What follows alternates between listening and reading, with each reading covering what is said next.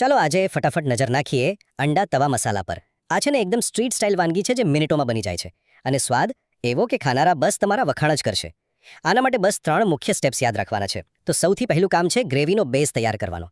તવા પર તેલ ગરમ કરો અને એમાં નાખો આદુ લસણની પેસ્ટ અને જીરું, પછી બારીક સમારેલી ડુંગળી. અને હા, અહીં થોડી ધીરજ રાખજો.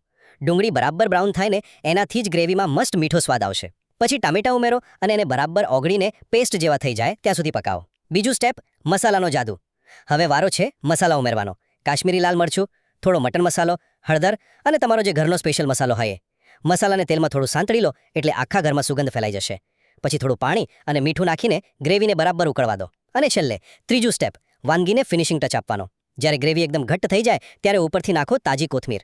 હવે જે બાફેલા ઈંડા કાપીને રાખ્યા હતા ને એને ગ્રેવી પર ગોઠવી દો અને બસ હળવા હાથે મિક્સ કરો જેથી મસાલો ઈંડા પર સરસ રીતે ચોંટી જાય. બસ આટલા સહેલા સ્ટેપ્સ અને તમારી ધમાકેદાર અંડા તવા મસાલા